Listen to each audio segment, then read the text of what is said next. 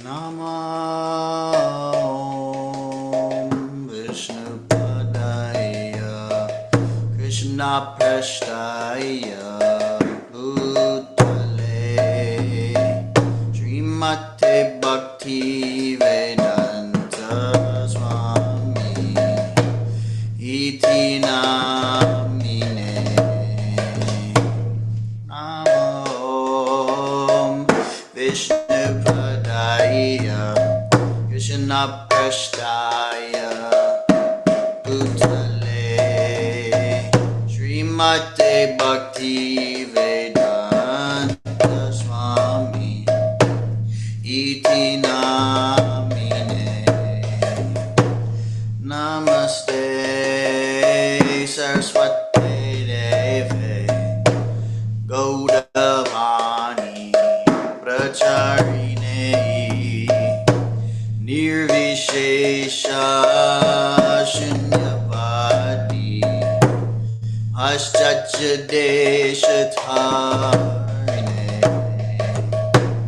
Namaste Saraswate Deve Gaudavani Pracharine Nirvishesha Shunyavadi Ashtacha Deshatarine Shri Krishna Chaitanya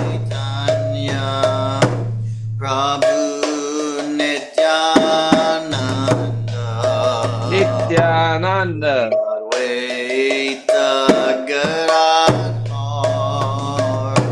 Shri Vasadi Gauda Bhaktavinda Shri Krishna Chaitanya Prabhu Nityananda Shri Advaita Gadadhar Shri Vasadi Gaur Bhaktavinda Shri Krishna Chaitanya Prabhu Nityananda Shri Advaita Gadadhar Shri Vasadi Gauda Bhaktavinda Shri Krishna Chaitanya Prabhu Nityananda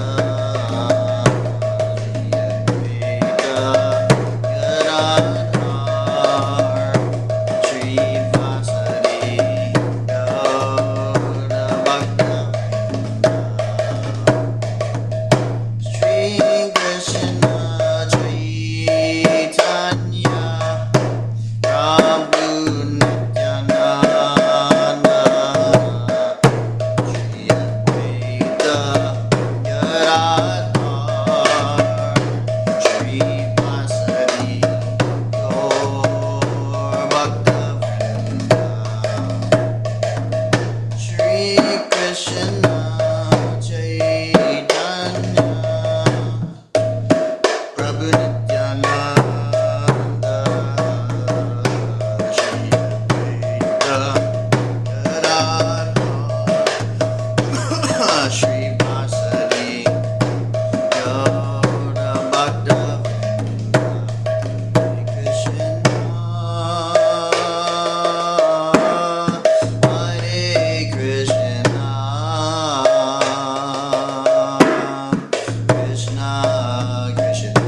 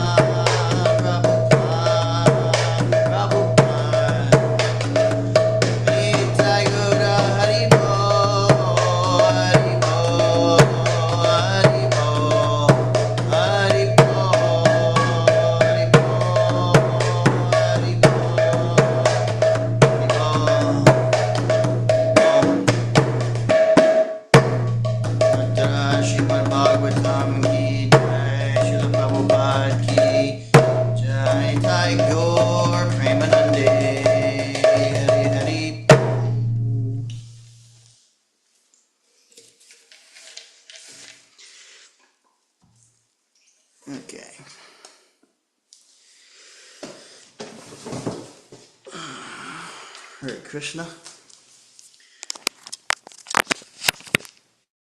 Okay, welcome to everyone.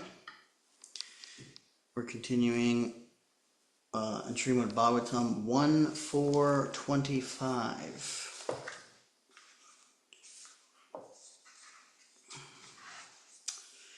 So, I'll waste no time.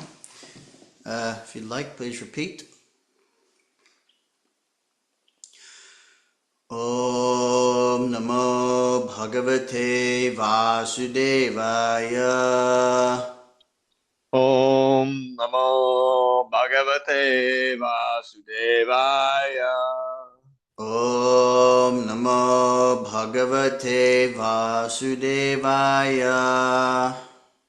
Om Namo Bhagavate Vasudevaya. Om Namo Bhagavate Vasudevaya. Om Namo Bhagavate Vasudevaya. Narayanam Namaskritya Narang Chaiva Narottamam Devim Saraswatim Vyasam Tato Jayamudirayet Shrinvatam Swakata Krishna Punya Shravana Kirtanaha Hridyantasto Yabhadrani Vidhunoti Safritsatam Nashtaprayeshvabhadreshu Nityam Bhagavata Sevaya Bhagavati Uttama Shloke Bhaktir Bhavati Naistiki.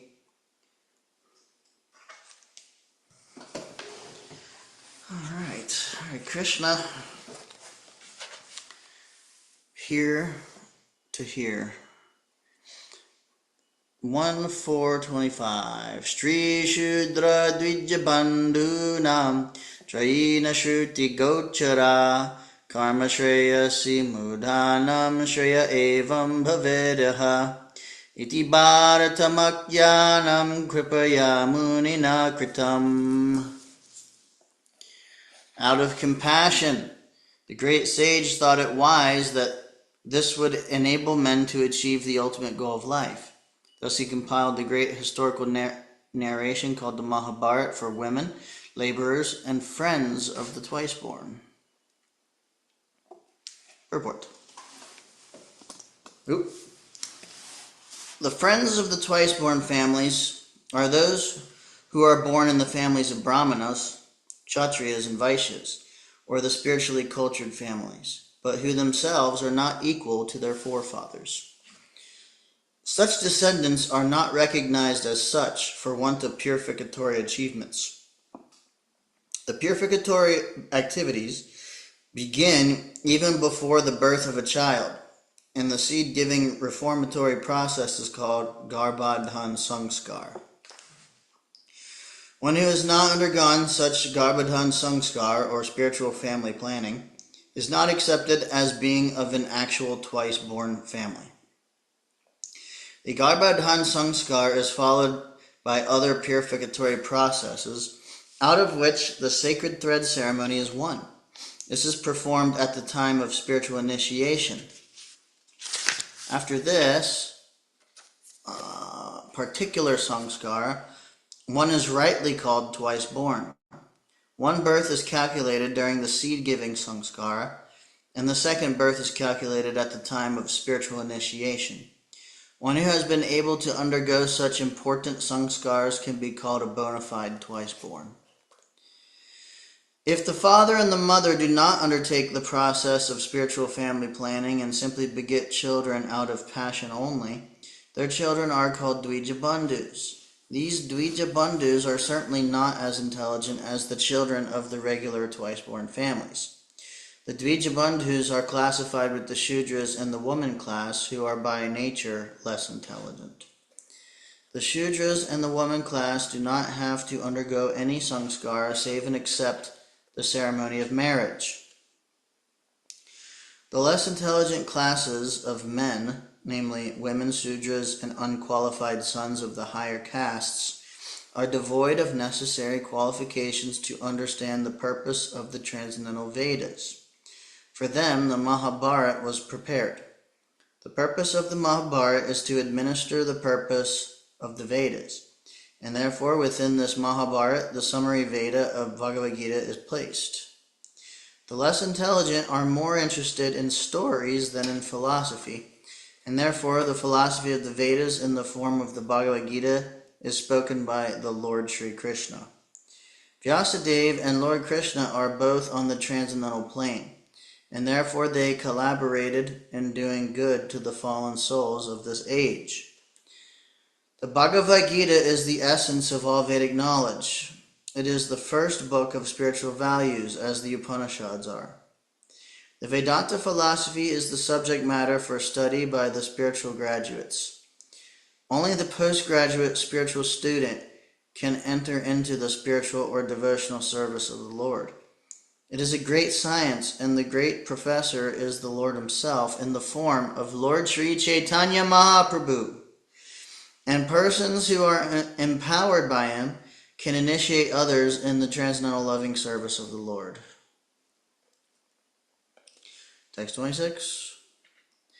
Evam pravrittasya sada bhutanam shreyasi dvija sarvat makena piyada natushya dridayam tataha. O twice born brahmanas! Still his mind was not satisfied, although he engaged himself in working for the total welfare of all people. Purport. Sri Vyasadeva was not satisfied with himself, although he had prepared literatures of Vedic value for the all-around welfare of the general mass of people. It was expected that he would be satisfied by all such activities, but ultimately he was not satisfied. Nati prasida dridaya sarasvatyastate suchau vitarkayan viviktasta hidam chovacha dharmavit. Thus the sage, being dissatisfied at heart, at once began to reflect, because he knew the essence of religion, and he said within himself. And he said within himself, and that's the end of the verse. Purport. The sage began to search out the cause of not being satisfied at heart. Perfection is never attained until one is satisfied at heart. The satisfaction of heart has to be searched out beyond matter. Trittavratena hi maya chandangsi guravognayah manita nirvilikena grihitam chanushasanam bharata vyapadeshena hyam nayartascha pradarshitaha jashite yatra dharmadi stri shudradhibir apyuta. I have, under strict disciplinary vows, unpretentiously worshipped the Vedas, the spiritual master, and the altar of sacrifice. I have also abided by the rulings and have shown the import disciplic succession through the explanation of the Mahabharata, which even women, Shudras, and others, friends of the twice-born, can see the path of religion. Purport. No one can understand the import of the Vedas without having undergone a strict disciplinary vow and disciplic succession. The Vedas, spiritual masters, and sacrificial fire must be worshipped by the desiring candidate. All these intricacies of Vedic knowledge are systematically presented in the Mahabharata for the understanding of the woman class, the laborer class, and the unqualified members of the of Brahmana, Kshatriya, or Vaishya families. In this age, the Mahabharata is more essential than the original Vedas. Haribol Kalaji, welcome to the party. We just finished text 28 and 29. Moving on to text 30. Does anybody want to say anything at this time? Or question any questions, comments? What chapter is it again? Canto 1, Chapter 4.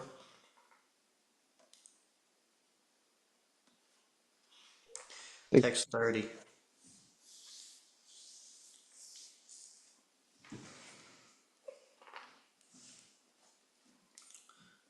Okay. Tatapi batamedayo yatma chaivan manavabu asampana ivabhati brahmavarchasya sattamaha.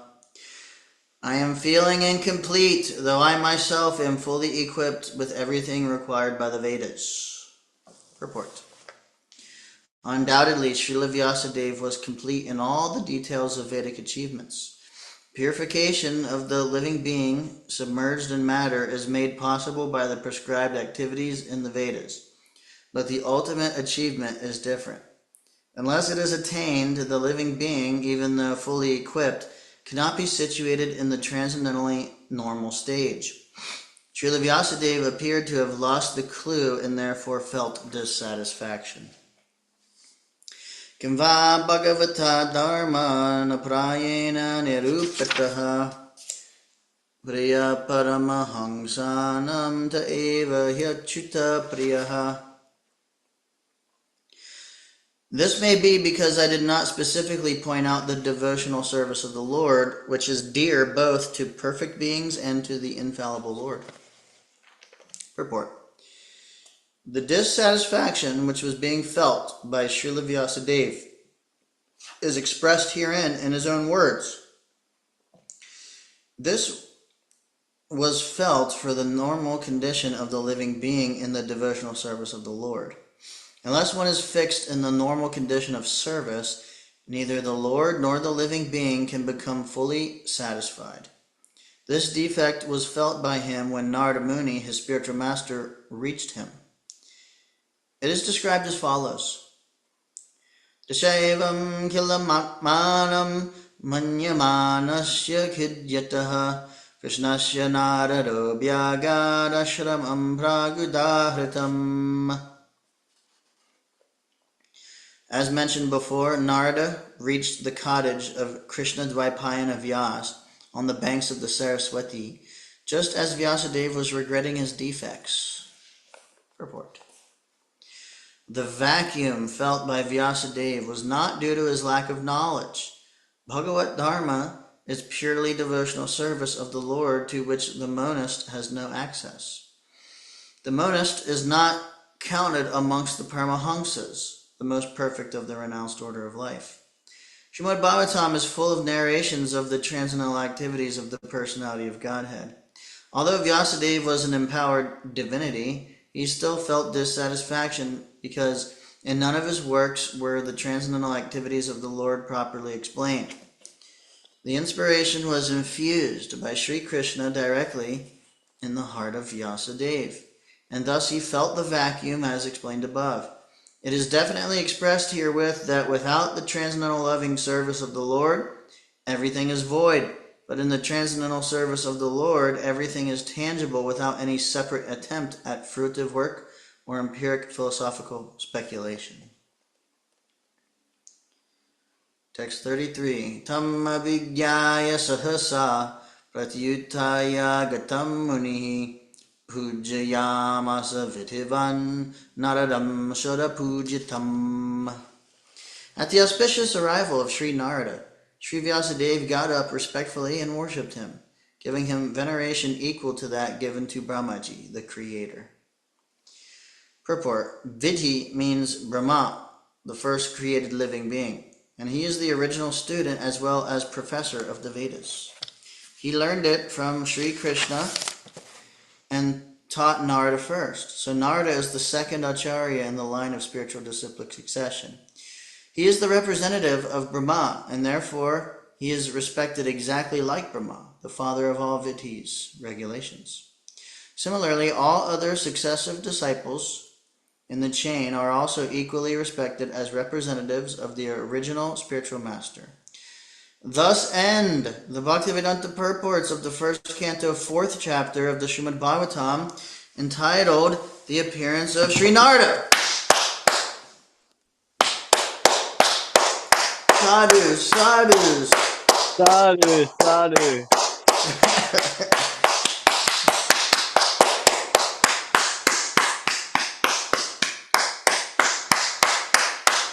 Ooh, I'm feeling it. Oh, So I wasn't expecting that chapter to end so quickly. Anybody want to share anything since we reached the end of the chapter?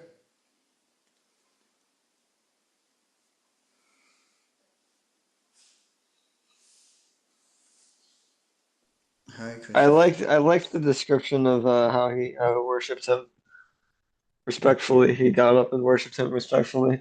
Like the way I wish I knew what that meant exactly, like if it was praises sung or what, but sounds very nice. Mm. Yeah. Um, absolutely, Prabhuji. Um, Yeah, I was just gonna say something else. Unless you want me to go into anything specific. Otherwise, I was gonna point something out. that's cool. Yeah, go ahead. Kind of a different topic. Um, I just at the end of the purport of 32, again we are reminded. Uh, well, basically, it is definitely expressed herewith that without the transcendental loving service of the Lord, everything is void. But in the transcendental service of the Lord, everything is tangible, without any separate attempt at fruitive work or empiric philosophical speculation. Basically, um, sense gratification, fruitive work, mental speculation. You know, Prabhupada just says so many times over and over, reminding us, um, you know, that we're very habituated to doing these things. And part of our process of becoming Krishna conscious is to um, gradually give up fruitive work and mental speculation. So it's just, you know, we might hear it all the time, and sometimes devotees, you know, might hear it all the time, but, you know, it's a really important thing to um, meditate on and apply in our introspection to in any given situation, especially particularly if, you know, if we are encountering some difficulties or whatever, we're doing our service or we're doing our duties in life, and there's areas where it's like not aligning, or we're struggling with particular things, or feeling like we're hitting the brick wall or whatever. Um, you know, whenever we're presented with some challenge or something, normally it's like it's actually an opportunity to apply and realize like what we hear, and maybe like realize a certain mentality that is bringing on this circumstance, and then having the opportunity to go in there and retrain ourselves in Krishna consciousness. And if we practice this, we might find that actually our experience changes. You know, things that used to really bother me don't bother me anymore, even if they still happen. Or whatever, maybe we were stuck in a cycle of something, and then you know, over time we had some realizations, and then the cycle is broken of whatever it may be.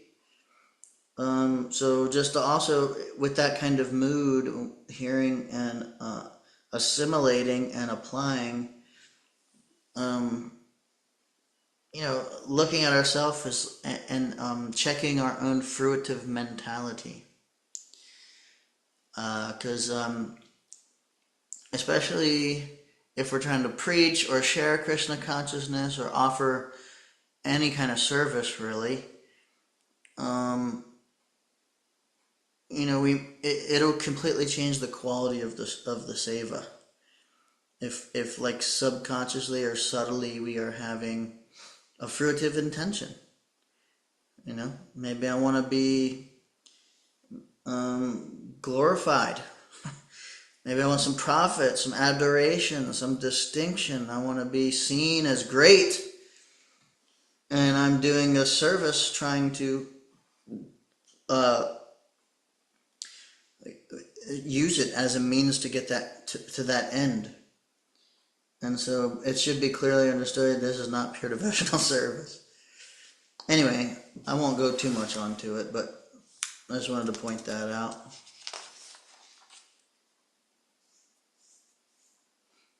You know, and one way to help with that is, following the instructions of the spiritual master, like chanting our rounds every day and stuff like that.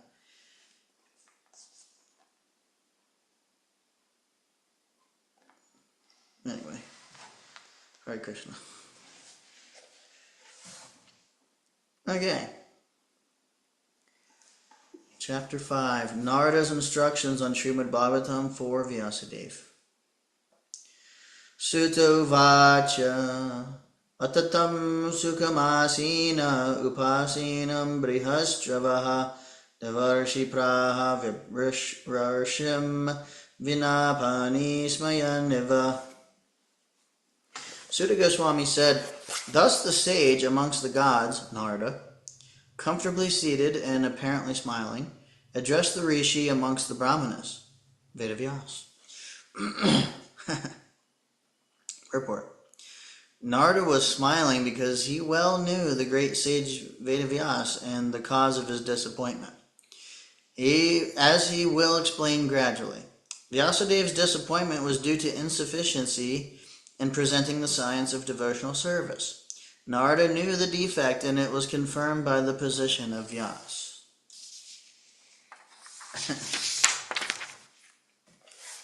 Narada uvacha parasharaya mahabhaga bhavata kachchid atmana paritushyati sharira atma manasa eva va.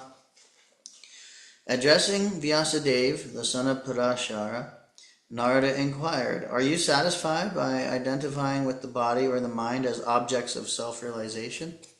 Purport. This was a hint by Narada to Vyasadeva regarding the cause of his despondency. Vyasadeva, as the descendant of Parashara, a greatly powerful sage, had the privilege of having a great parentage which should not have given Vyasadeva cause for despondency. Being a great son of a great father, he should not have identified the self with the body or the mind. Ordinary men with a poor fund of knowledge can identify the body as self or the mind as self, but Vyasadeva should not have done so. One cannot be cheerful by nature unless one is factually seated in self-realization, which is transcendental to the material body and mind. Jigyasitam susampanam apite maharadbhutam kritava bharatam yastvam sarvartha paribrahmhitam. Your inquiries were full and your studies were also well fulfilled, and there is no doubt that you have prepared a great and wonderful work, the Mahabharata, which is full of all kinds of Vedic sequences elaborately explained. Purport. The despondency of Vyasadeva was certainly not due to his lack of sufficient knowledge, because as a student he had fully inquired about the Vedic literatures, as a result of which the Mahabharata is compiled with full explanation of the Vedas. Jigyasitam adhitam cha brahmayatat sanatanam tatapi sochasyatmanam akritartha eva prabho. You have fully delineated the subject of impersonal Brahman as well as the knowledge derived therefrom. Why should you be despondent in spite of all this, thinking that you are undone, my dear Prabhu? Purport. The Vedanta Sutra or Brahma Sutra compiled by Sri Vyasadeva is the full deliberation of the impersonal absolute feature, and it is accepted as the most exalted philosophical exposition in the world. It covers the subject of eternity, and the methods are scholarly. So there cannot be any doubt about the transcendental scholarship of Vyasadeva. So why should he lament? Vyasa uvacha astyeva me sarvamidam tvayuktam tatapi natma paritushyate me Tanmulam avyaktam agadhabodham Prishyamahe tvatma bhavatma bhutam. Sri Vyasadeva said, "All you have said about me is perfectly correct. Despite all this, I am not pacified. I therefore question you about the root cause of my dissatisfaction. For you are a man of unlimited knowledge due to your being the offspring of one, Brahma, who is self-born, without mundane father and mother." Purport. In the material world, everyone is engrossed with the idea of identifying the body or the mind with the self. As such, all knowledge disseminated in the material world is related either with the body or with the mind, and that is the root cause of all despondencies. This is not always dejected, even though one may be the greatest erudite scholar in materialistic knowledge. Detected. Huh? It was detected. Yep, sorry. I was wondering. I was like, that didn't seem right. Thank you. This is Yeah. not always detected, even though one may be the greatest erudite scholar in materialistic knowledge. It is good, therefore, to approach a personality like Narada to solve the root cause of all despondencies. Why Narada should be approached is explained below. Savabhavan Veda Samastaguyam Upasito Yat Purusha Puranaha Paravaresha Manasaiva Vishvam Srijatyavat Yatti Gunaira Sangaha.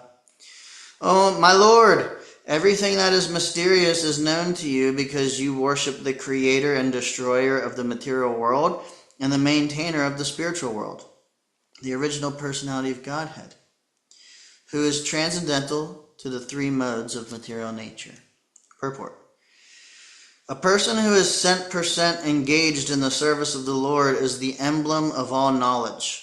Such a devotee of the Lord in full perfection of devotional service is also perfect by the qualification of the personality of Godhead. As such, the eightfold perfections of mystic power, Ashtasiddhi, constitute very little of his godly opulence. A devotee like Narada can act wonderfully by his spiritual perfection, which every individual is trying to attain. Srila Narada is a 100% perfect living being, although not equal to the personality of Godhead. Samparyatan arka iva trilokim antascharo vayarivatma shakshi paravare brahmani dharmato vratai snatasya me nyunam malam vichaksva. Like the sun, your goodness can travel everywhere in the three worlds. And like the air, you can penetrate the internal region of everyone. As such, you are as good as the all-pervasive Supersoul. Please, therefore, find out the deficiency in me, despite my being absorbed in transcendence under disciplinary regulations and vows. Purport. Transcendental realization, pious activities, worshiping the deities, charity, mercifulness, nonviolence, and studying the scriptures under strict disciplinary regulations are always helpful. This is really nectarine. I really like that part. I really like the way he worships him. It was really nice. Yeah. All right. Text 8. Srinardu Vacha Bhavatanu Prayam Yasho Bhagavato Malam Yanai Vaso Natusheta Manyeta Darshanam Kilam. Sri Narada said, "You have not actually broadcast the sublime and spotless glories of the personality of Godhead. That philosophy which does not satisfy the transcendental senses of the Lord is considered worthless." Purport. The eternal relation of an individual soul with the Supreme Soul personality of Godhead is constitutionally one of being the eternal servitor of the eternal Master. The Lord has expanded himself as living beings in order to accept loving service from them, and this alone can satisfy both the Lord and the living beings.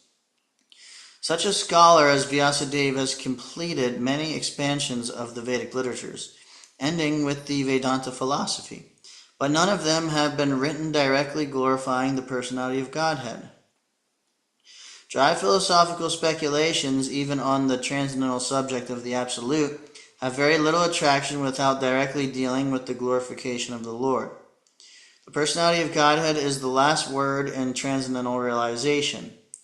The Absolute, realized as impersonal Brahman or localized Supersoul Paramatma, is less productive of transcendental bliss than the Supreme Personal realization of his glories. The compiler of the Vedanta Darshan is Vyasadeva himself, yet he is troubled, although he is the author. So what sort of transcendental bliss can be derived by the readers and listeners of Vedanta which is not explained directly by Vyasadeva, the author? Herein arises the necessity of explaining Vedanta Sutra in the form of Srimad Bhagavatam by the self-same author. Text 9. Yata dharmadayas charta munivaryanukirtataha natatava sudevasya mahimaya nuvarnitaha. Although, great sage, you have very broadly described the four principles beginning with religious performances, you have not described the glories of the Supreme Personality, Vasudeva. Report. The prompt diagnosis of Sri Narada is at once declared. The root cause of the despondency of Vyasadeva was his deliberate avoidance of glorifying the Lord in his various editions of the Puranas. He has certainly, as a matter of course, given descriptions of the glories of the Lord, Sri Krishna, but not as many as given to religiosity, economic development, sense gratification, and salvation.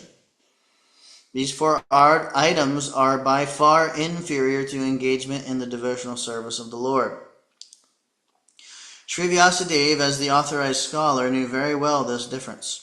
And still, instead of giving more importance to the better type of engagement, namely devotional service to the Lord, he had more or less improperly used his valuable time, and thus he was despondent. From this, it is clearly indicated that no one can be pleased substantially without being engaged in the devotional service of the Lord. In the Bhagavad Gita, this fact is clearly mentioned. After liberation, which is the last item in the line of performing religiosity and so on, one is engaged in pure devotional service. This is called the stage of self-realization, or the Brahmabhuta stage. After attainment of this Brahmabhuta stage, one is satisfied. But satisfaction is the beginning of transcendental bliss. One should progress by attaining neutrality and equality in the relative world.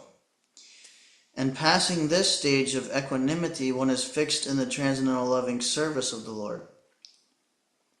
This is the instruction of the personality of Godhead in the Bhagavad Gita. The conclusion is that in order to maintain the status quo of the Brahmabhuta stage, as also to increase the degree of transcendental realization, Narada recommended to Vyasadeva that he, Vyasadeva, should now eagerly and repeatedly describe the path of devotional service. This would cure him from gross despondency. Wow. Text 10. Nayavachas padam harer yasho jagat pavitram pragranita karhichit tadvayasam tirtam shanti manasa nayatra hangsa niramantyusikchayaha. Those words which do not describe the glories of the Lord, who alone can sanctify the atmosphere of the whole universe, are considered by saintly persons to be like unto a place of pilgrimage for crows. Since the all-perfect persons are inhabitants of the transcendental abode, they do not derive any pleasure there. Report. Crows and swans are not birds of the same feather, because of their different mental attitudes. The fruitive workers, or passionate men, are compared to the crows, whereas the all-perfect saintly persons are compared to the swans. The crows take pleasure in a place where garbage is thrown out, just as the passionate fruitive workers take pleasure in wine and woman and places for gross sense pleasure. The swans do not take pleasure in the places where crows are assembled for conferences and meetings.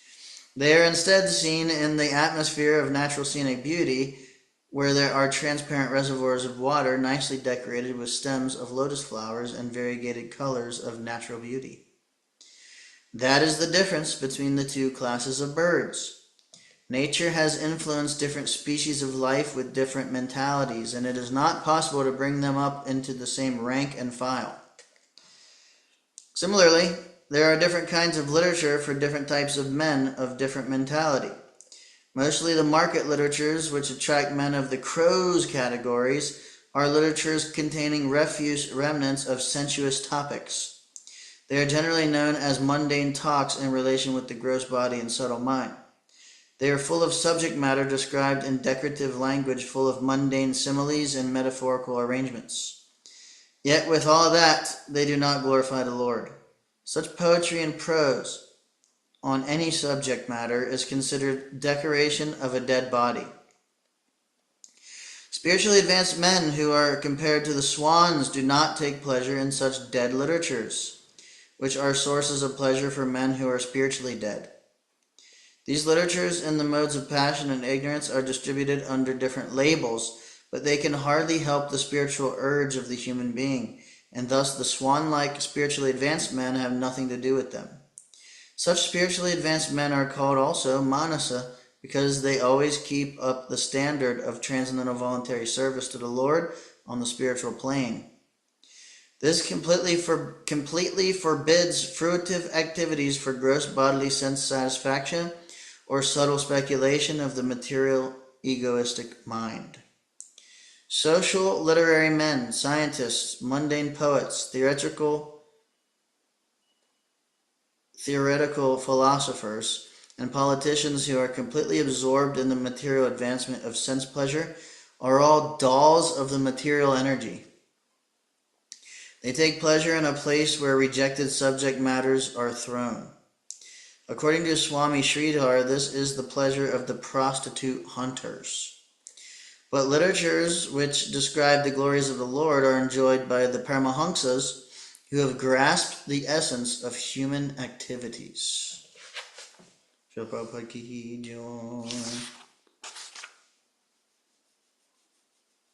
Any points anybody wants to share at this point?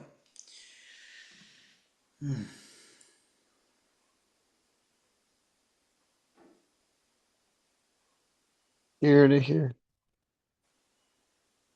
What's that? Here to hear.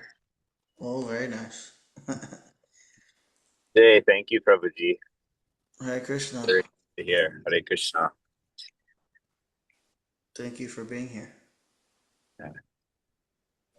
I mean, the only thing I could resonate, I mean, it's all beautiful, but again, like sadhana seva and bhakti that comes from that. And like in these describing, the company we keep or how we engage ourselves and to really, be engaged in any work that we do still, seva with our heart in it is important. But, to be doing things transcendental service and even our works, making them dovetailed. And yeah, been just feeling very grateful for that in my life recently. There's a whole synergy that occurs.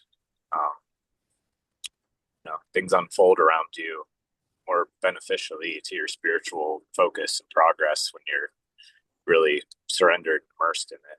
So I have to share it. Yeah, the little things do matter. Mm-hmm. Yeah, sometimes you might be comfortable compromising in certain things, in certain ways. Maybe our circumstances may be in such a way that it's kind of difficult to maintain certain things. Like, for example, maybe even just as simple as devotee association. And then, a devotee may be out in the world working and taking care of business or whatever, and not having a lot of association and, oh, excuse me. Um, and might be compromising on things that appear to be very little, like diet. You know, like sensitivity to, like what we're eating and how we're eating. Like the atmosphere. Like turning on something, watching something while we eat, or like actually like, like when you're getting trained in brahmacharya, um, taking prasad together is well, even as a brahmachari, there may be tendency to get distracted or talk about some other stuff, but generally it's a time of focus and a deep meditation, honoring prasadam. We might turn on some audio, some recitation of Bhagavad Gita or Krishna book. We may have some, like personally, I like sitting down and honoring prasadam with like Prabhupada's japa tape, especially if I'm just by myself and it's quiet. Just have like the japa tape on, and then just like really taking in a conscious way, in a devotional mood, and like this actually is a super powerful practice that affects our consciousness and even our physical health, and just little things like that can make all the difference. Anyway, just adding on to what you're saying. Yeah, Jay, It's Prabhuji, thank you. Very well put. Especially, like you said, the consciousness and the food is very important. What we're taking in and how we do it as well. And yeah, all these little things create the whole. And thank you for sharing, okay. people. Thank you, Prabhuji. Yeah, and I like the way I was appreciating Prabhupada's description in this purport of crows and swans are not birds of the same feather. And he was like really like describing this analogy. The crows take pleasure in a place where garbage is thrown out, just as the passionate, fruitive workers take pleasure in wine and women and places for gross sense pleasure. The swans do not take pleasure in the places where crows are assembled for conferences and meetings. They are instead seen in the atmosphere of natural scenic beauty, where there are transparent reservoirs of water, nicely decorated with stems of lotus flowers and variegated colors of natural beauty. And then he said, mostly the market literatures which attract men of the crows categories are literatures containing refused remnants of sensuous topics.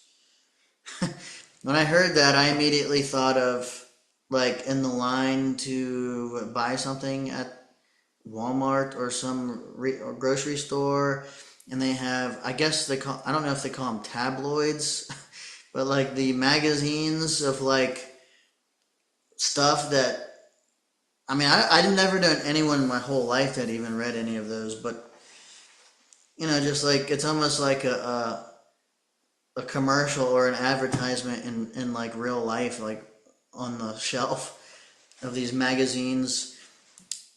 And he referred, he called them refused remnants of sensuous topics. Anyway, I thought that was funny because I just was thinking of those things for some reason. They are generally known as mundane talks in relation with the gross and subtle mind, or gross body and subtle mind. They are full of subject matter described in decorative language, full of mundane similes and metaphorical arrangements, and so on. In another section, Prabhupada describes that reading mundane literature is also under the category of prajalpa, which devotee, like, at least, well, I'm not that old, but I guess I'm kind of getting old now. But like when I was trained as a brahmachari, prajalpa was, we were all very aware of what prajalpa was, and we understood devotees don't talk prajalpa. And then if any brahmachari was kind of talking prajalpa, all the other brahmacharis would bring it to his attention that he's talking prajalpa. Like, Prabhuji, no prajalpa. And, that was kind of like the standard. And correct me if I'm wrong, but I think that culture is, at least over here in America, is becoming less and less. Well, obviously there's less brahmacharis, but I think household devotees are so busy maintaining their lives. Whenever we come together at the temple or whatever we're doing, uh, you know, the the sangha is not so much connected like all the time. Generally speaking, from what I've observed at different temples, it's like we're very busy with our lives, and then we come together here and there for kirtan and maybe some prasad, maybe a talk. But we're not like living together. Everybody lives in their own place, and so like it's a lot different than the communal mood where it's like you're always around somebody, or there's always like one of your matajis that's kind of like you know coming up and saying, "Hey, quit talking Prajapa and do what you're supposed to be doing," or something. Anyway, I'm just appreciating that mood and that culture and the remembrance of these kind of things. Prajalpa, reading these literatures, the practices of devotees. They're fun to do. But if we don't have association, they're very easy to, unless you're really, really fixed and really fired up, they're easy to kind of slip away a little bit. Anyway, that's it. That's the whole point. Any other points? Anybody?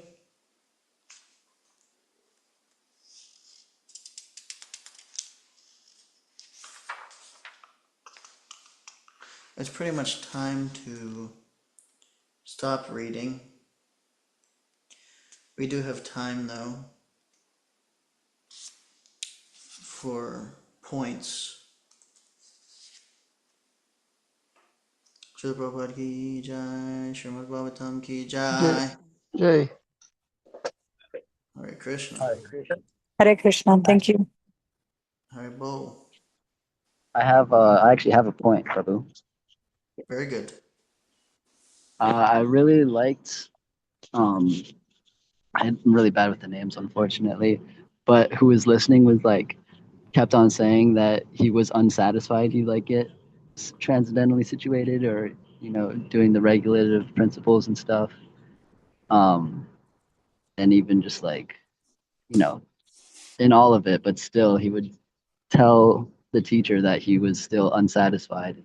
I really like that sentiment of just being so honest about his progress in the spiritual life and asking for more and more nectar. I Mm-hmm. think it's Yeah. like really important to let like your teachers know, what you kind of want out of all of it, which is to be satisfied ultimately. Now, I just thought it was funny too how he was just like, but I'm still not satisfied. Like, just tell me what I need to like quench my thirst, please. Yeah. It's very personal. Exactly. Yes. Yes. Yeah. Yeah, and it really depends on given our process is a personal process. It really depends on the mood of the spiritual master and mood of the disciple. Uh, sometimes this kind of interaction may not be had between a guru and a disciple, but it is nice to hear because just being honest, like Dhruva Maharaj, kind of in the same vein. I always appreciated Dhruva Maharaj because Narada, uh, stopped him, in the forest and said, "Yeah, you should go home." And then he basically was like, "I'm sorry, but your words don't touch my heart. I really am dead set on doing this." And actually, Narada was pleased with him and his determination, and then he assisted him. Whereas at first it was like a kind of a test, but his spiritual master told him, "No, do this," and he actually said no. he don't, he wasn't just a yes man to his spiritual master. So yeah, there's definitely value and big potency and like genuineness from the heart. Not Is trying to that do something or not. What's that? all What's right? that? Is that Dhruva story or pastime? Is that when he gave him the Om Namo Bhagavate? Was it? Is that what the mantra was? Um, he was like young, right? Dhruva was like 5 or something, and he wanted to see God. Is this the correct? Yeah, I think you Yeah, might. Yeah, I think you're right. I think that was like the mantra he was like went and was meditating with. yeah. I can't remember exactly right now, but now that you say that, I do remember hearing that. But I That can't. always stuck with me. It's like, he didn't say like, uh, Bhagavate Vasudevaya. I thought it was really stood out to me in that story. I loved it. Right. Very nice. Yeah. Yeah. Genuineness is powerful and necessary. If we like try to put on a show and stuff, then it really ultimately it only comes back around to hold us back from actually getting proper guidance or and receiving. You know, it's not submissive. Uh, you know, we might perceive it as the opposite. Like I'm being submissive by like stuffing my actual feelings and just trying to surrender, but it's actually not honest. So that's so important. It's a nice point. Yeah, yeah, because then you have to face that anyways in the future. Exactly. Eventually, it's going to come up. Yeah. Right. Jai. Hare Krishna. I will say surrendering does also give you the space to like, break away from all of those shortcomings too. Like it might just take like a short meditation to just even help like eliminate certain feelings that you have like pent up inside you that are hindering you in your practices. You can like meditate on Krishna or your feelings. You can like notice them and just like take a step back and just like kind of just let them dissolve away a little bit. Definitely. Yeah, and part of surrendering is also accepting where one is currently at. Kind of, we may have a tendency to not want to accept certain things about ourselves and try to artificially renounce them or give them up, which sometimes may actually work. Just like, okay, uh, yeah, that's Maya, and no, thank you. But a lot of times, especially with some deeper conditionings, it's like, we might have to actually take a little time and like accepting where we're at is like the first step in actually transforming what we have. It's not like we're impersonalists, like trying to negate, ourselves, our personalities. We offer everything to Krishna, even if it's, not such a um, uh, apparently nice looking thing that we might have, like anger or whatever. But a part of the process of surrender is giving everything to Krishna. So anyway, Hare Krishna. Jai Hare Krishna. Yeah. All glories to Srila Prabhupada. Srila Prabhupada ki jai. Jai. Mancha kalpa tarubhyascha. Kripa sindhubhya eva cha. Patitanam pavanebhyo Vaishnavebhyo namo namaha. Anantakoti Vaishnav Vrinda ki jai. Jai. Thank you, Prabhuji's. So nice to hear with you. Hare Krishna. Ditto.